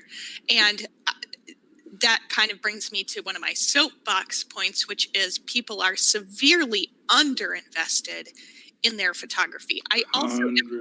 unlikely to book any hotel that does not have a bathroom photo, because the bathroom photo actually tells me a lot about how they take care of their hotel and how much they care about renovations. So should that include this? We have a debate in here. Melissa, our director of analytics, hates it when you can see a toilet in the bathroom photo. I don't Do mind you if have a it's strong kind of in the opinion on that? corner. I would Yeah. not like have a full on like here is our toilet photo. Yeah. If Not you're an working isolated with an focal point. angle, if you're Yeah. working with an angle where the toilet kind of comes into the side, I mean, I Yeah, some agree, bathrooms there's are a just not toilet in big the enough. bathroom, Yeah. so So, you know. Well, remember it's not that is the single most expensive reno portion of a room there is. Is the toilet? Well, yes. only if it's The gold bathroom. plated. The Now- bathroom is the Oh, I was single. gonna Lauren only say, the stays away toilet? from Like, gold wow. plated If it's an auto toilet with a bidet and a this and Ugh. that, then Yeah. it might I not look at those hurt to like have a jetted picture tubs, of it. though. Yeah. Yeah. Don't put those Well- in your rooms. They're Yeah, just but you know jetted what, Ed, tubs. to They're something never you went back cleaned to earlier. correctly. Ed, something you went back to earlier. If you're with the family, you want a tub because you have the kids.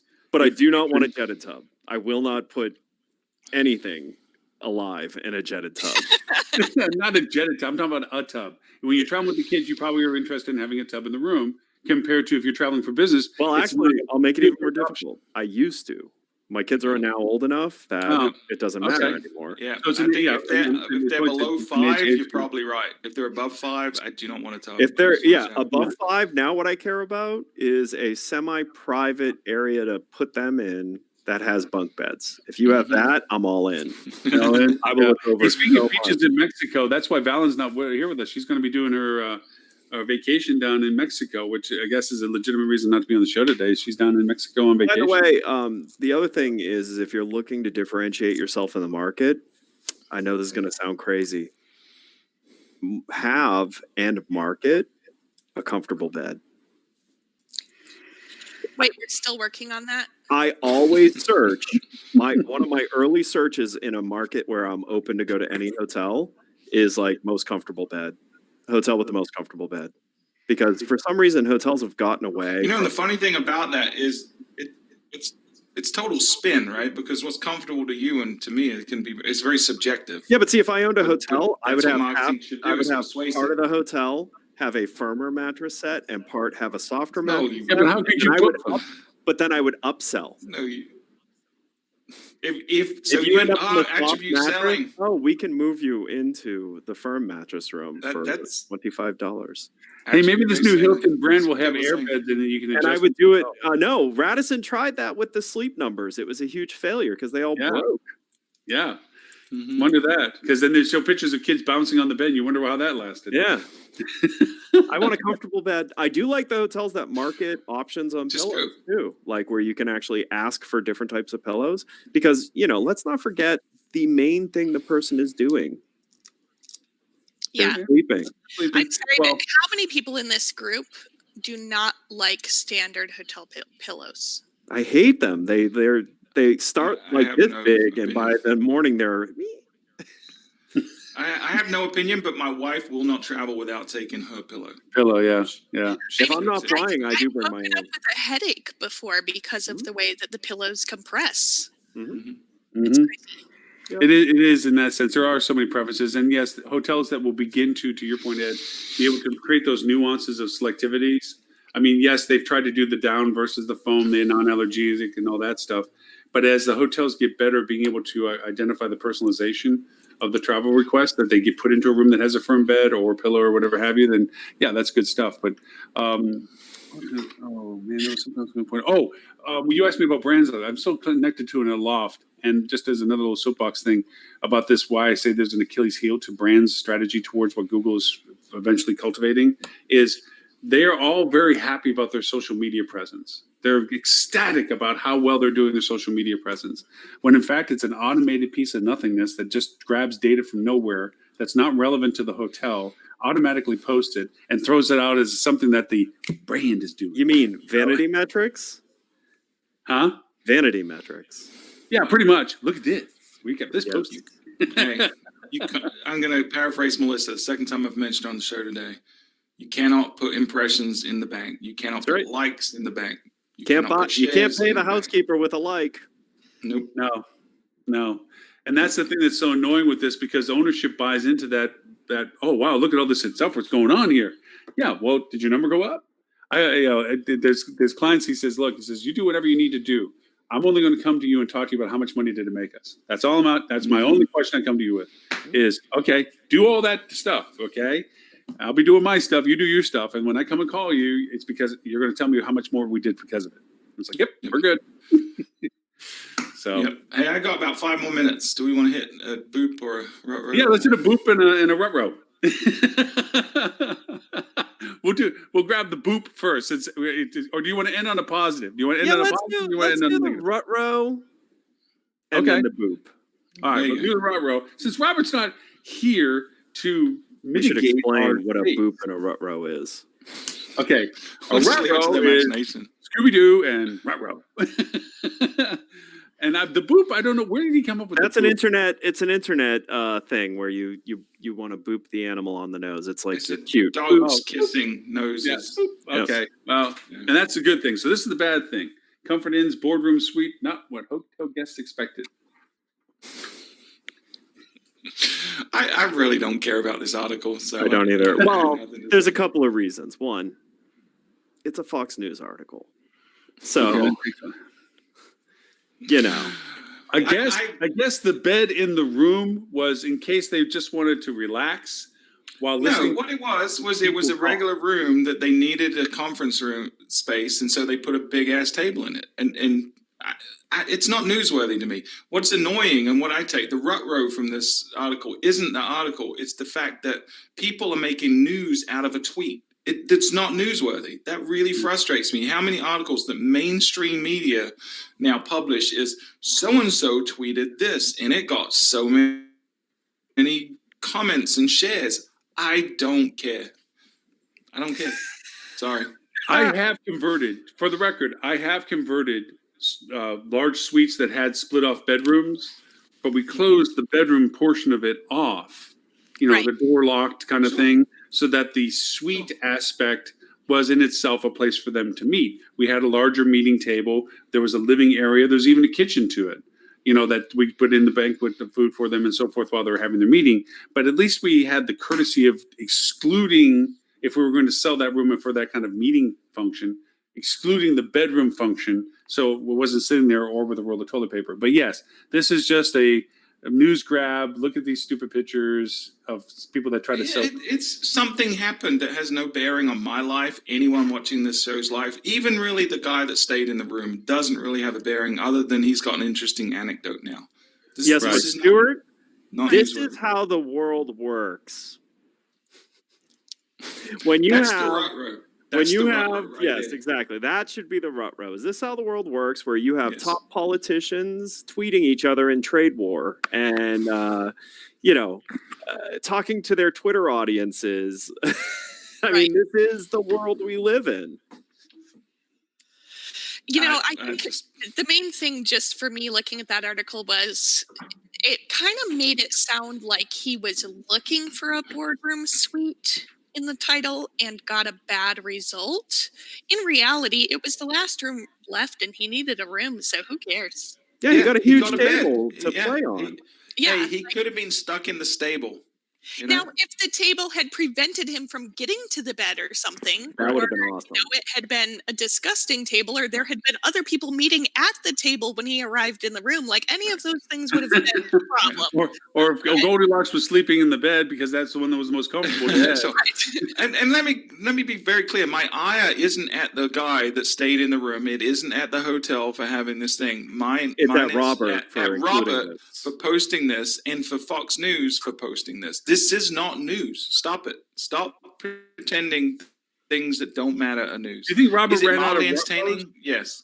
Are you thinking that there was I would have nothing taken a bad to photo report of this it week and he and just I would have grabbed sent it to you guys. And But I'm mad to at post Robert it- for not putting a fun spin on his title for this. It could have been like finding comfort in the boardroom, not what people expected. That's funny. But the bigger rut-row is the fact for the OTAs is that Google's going to devour them this year. That's Yes. a rut-row right there. I don't know if it'll be this year. And oh, by the way, the good news is none of them will go out of business because nothing dies in No, hospitality. they'll pivot. And in fact, one of the other articles is showing exactly how they're going to pivot. They're going to try to get deeper into the value chain. Yep. They're going to try to get more into the experience. And what happened this week? Booking Holdings launches their brand new app. Yep. Which is all about the experience. All right, now let's end on a high note with the Boop. 18 hotels made famous by films. Now, I have a problem with this article. They Who's call out missing? they call out the Bellagio. However, they don't call out the hotel that most of the room shots are shot in, which is the Planet Hollywood, which has the best view over the Bellagio. So I can name multiple movies that suite from Planet Hollywood. 21. They were saying it was the Hard Rock Hotel, but we all know that the Hard Rock Hotel does not have a view of the Bellagio fountains. It was actually Planet Hollywood's suite that they shot in that. But did they get any credit for it? And did they become famous? Because They should be famous for it because they are the least named hotel. Well, they are in now, Lily. movies. They are now because Ed said it. I'm trying Right. to Everyone listens to the trying show. to help them. Trying to help them. Yeah. I think the article only included hotels that actually became famous. Okay. Post the movie. Well, yeah, but you also had to check the movies too, because I wanted to make sure they were accurately including the right movies on it. Presented, yes. The Plaza, it's Home Alone, Lost in New York. No other movie matters. That is the movie that made the Plaza famous. I gotta say though, from all the times I've been out to California, the Hilton in Beverly Hills was the least impressive hotel from where it was located for what I thought it was going to be. I mean, I've been to a few of these hotels and definitely have seen most of them. Hotel Del Coronado, of course, is just awesome, but old. But that was the one hotel I'm looking at going, man, this just looks like a building and a bunch of other buildings. There was nothing really. But that's there. a lot of California. It has such this amazing history and so forth. I'm like, wow, But yeah, Fontainebleau. Now, Fontainebleau, I also think has lost what it was before because with all the renos it's done and so forth, it's just lost its place in the market down there as much as it was before. It used to be pretty amazing. The Copacabana room was amazing. All right. Can you guys hear me? Yes. My entire computer has frozen, so I'm going to guess at some point I'm about to get kicked off. No, you're just frozen, but I can hear you. Oh, my Yeah, entire no, computer is frozen, not just Oh, live webinar. So I'm Oh. gonna say goodbye. Hopefully, I'm not doing a weird face because that would be unfortunate. no, It's you your just look normal like you're face. mildly It's fairly distracted. Face. All right, Yeah. good. All We right, will well, pay anyway, so that's okay. I hope you all Don't have press the a. red button. Don't I press the red can't. button. Oh wait. Nope, I'm still frozen. Frozen. So Well, I hope you all Ed, have a great weekend Thank you, Ed. and have a if they good wanna know more time about at you, HSMAI in New York City. We'll do nothing but talk about you, Ed. I mean, that's really why we all live I mean, and why that's- we want to get Exactly. together. That's what I always imagine is what happens. So Yeah, I'm sure you do. the story that plays in his head. yeah. If If you want to find where to go and what flip to and all that. yeah, if you want to find out more about Flip 2, you can go. Oh, just at the right Good time. timing. At That's funny. flip.to. What- there you go. That's hilarious. That could be a better time if you tried to time it. No. Wow, yeah. Mr. Stewart, sir, if they want to know more about you and the award-winning, famous. Hey, we're going to collect our Gold Adrian Award for the Fuel Hotel Marketing Podcast next week. So That's right. Yeah, you can find us at fueltravel.com, or the podcast is anywhere you listen to podcasts. Just search for hotel marketing and we'll be number one on your list. We had a really cool episode last week. If you haven't checked it out yet, we talked about the terrible situation in the world of booking engines and how much garbage there is, how many of them suck. And, we encourage everyone in the hospitality business that is independent and can control their booking engine to evaluate their booking engine from a lot of different perspectives this year. 2020 is the year that you should no longer accept something that sucks and you should upgrade, not necessarily to the fuel booking engine, although that would be awesome, but to someone's booking engine that doesn't suck. That'd be my New Year's wish for you. So go listen to that. That was episode 131. And we'll be publishing a new 2-part super secret episode next week. So Super secret check it out. episode. Wow. Yeah. And It's only super secret because I forgot what it's about, but it is going to be a 2-part. okay. Well, So, and while we also, because you're more intimately familiar with the agenda for next week, any highlights to the Mhm. HSMI conference that you think that people should be? no, I mean, I think the keynote's there's a lot of good speakers, and it's really the toughest part for me is there's 3 tracks now, or 3 breakouts at a time in trying to figure out where I'm going to go. I really have to sit down probably on the flight and figure that out. But I would say do your research before you go. You don't want to get there and then be struggling to figure it out. And embrace it. The biggest thing, I think, in addition to the content that I get out of this conference, is it really is a good opportunity to share thoughts and ideas with like-minded people. There's a lot of really collaborative folks there that are looking to help each other out. So, if you're going there and you don't know anyone, there's a bunch of people that are on the HSMAI Advisory Council, Marketing Advisory Board, and they're going to be around. They're going to be wearing little ribbons that say they're a member of that. So just grab any one of us. I'll be floating around. Fuel has a tabletop there, so I'll probably be around that and around Lauren. I'm sure you're doing some interviews, so I'll be around there. At the registration, there'll be folks from the advisory board as well. So if you're lonely, if you're traveling on your own and you want just a friendly face or someone to talk to, just come and say, hey, there's someone wearing one of those ribbons, and they'll help you out. They'll sit with you at lunch, sit with you at breakfast, and share ideas, because that's what it's all about. It is truly all about it. And I And offer tickets the are same still Thursdays. available. If you haven't made plans to travel yet, it is not too late. People No. literally will register the day before the event. So go to hsmai.org and you can still register. And don't tell anyone, but you can get $50 off if you use promo code FUEL2020 as well. So There you go. And for those people, especially in what we call the train market, which is the DC, Baltimore, Philly, Boston, all that's an easy jump to make. yeah, it it's to a New great York. 1-day event. It starts 8 a.m. and it finishes like 5:30. And it's so a you can really very make a day trip. Yeah, if it's you a want. very full day. Very, Yeah. as you said, there's 3 tracks, which I empathize with which one to go to. And I've been soliciting people that aren't able to make it, saying, hey, is there certain things out of the agenda that you want that I can go attend and get some notes for you that I can share with you? And I got a grocery list, and I don't know how I'm going to do it because some of these are conflicts with each other. And the nice Yeah. part is that Julie will let me record some sessions as long as they're not shared outside of those who attended. It's their content and so forth, but I can Yeah. certainly take better notes if I can record it and go back to it and look at it again. So I'll be doing that. Oh, so they are recording some of the sessions this year? That's As awesome. far as I understand, they're recording some of the keynotes for certain. I believe they're being recorded. I don't know what they have yet to ever do something with them, and I always told them they should. But and Yeah. the friendly face invitation goes to me as well. I'm all over the place. I'm doing the Yeah. live coverage of the conference, and so you'll see a table out front of the conference center or conference room that will have the banner behind me on it. I'll be there intermittently as I try to get people off stage to come out and debrief live some of the stuff that they discussed and so forth. And then like I said, you'll see Stuart there, Lily. You know that I'm going to try to drag you out there. So we'll be around. So if you just need to know somebody, and I'll introduce you to anybody I know. I'll talk to the janitor if I can. So Hey, Uh, Lauren is the Kevin I don't like Bacon. to share my opinion much, so Yeah, we've noticed. Yeah. Lauren is the Kevin Bacon of the hospitality business or industry. He knows literally everyone. He can connect. I don't know. To anyone you want. It's a strange how some people go, oh yeah, I remember that. Anyway, Yeah. with that, Miss Lily, you have a new venture that just started. Well, a semi-new new venture, and a little bit about it. So quickly, what about that? But also, of course, your main business. What's been going on? Yeah, absolutely. So basically, we have spun off a division of TCRM where we do task force in revenue management for hotels.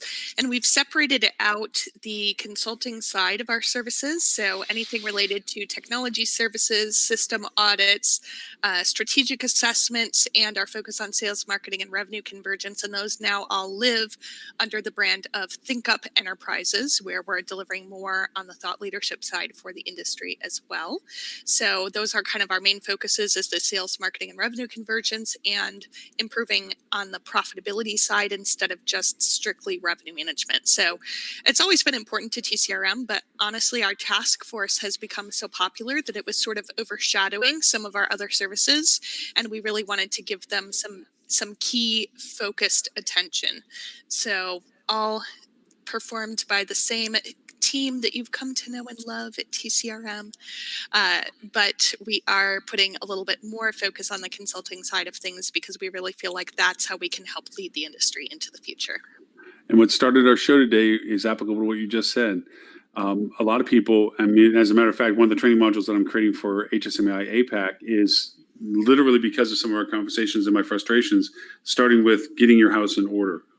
It literally is the first module of what I'm doing is for training. How do you identify, classify, self-audit in a way, what you're doing as to who has access to what platforms you even have before we even start talking about what to do with them. Just cleaning up what it is that you have or don't have. So, and they can, Very good advice. so all links to that. Next week, the show obviously will have a little bit more discussions as to what we got out of the conference from midweek. Can't emphasize enough how valuable it is to make it to the conference if you can. And of course, if you can make it to the Adrians to see, hopefully, Mr. Stewart accepting, to thank his mom and country and family from New Guinea. You fit it in. We're going to get through a whole episode without that joke. So for this show and all previous 231 shows, you can go to hospitalitydigitalmarketing.com/live. There you'll see the links to this year's current shows and a link to the archives back for 19, 18, 17, 16, 15, and 14. So you can go back to see when Peter had hair and Ed was good looking. Really? Yeah, I looked back at one of the earlier episodes. First off, Robert had salt and pepper hair, not just silver hair, and Tim still had his hair, and Ed was dressing up for the show or something, but he was definitely looking like More dapper than he is now. Yeah. So I was like, I'm kind of wondering how long it's going to take for you all to give me completely silver hair now that I've it'll happen fast, I'm sure. We'll definitely stress you out on some stuff. But thank you, as always, for making the show. Thank you, everyone, for all the platforms if they joined us for those. If you want to join next week's show, you can sign up now at bit.ly/HDM show 232 will be next week's, or 233. 233. Got to keep track of the numbers. All right. Thank you, everyone, and we will talk to everyone next week. Bye, guys. Bye.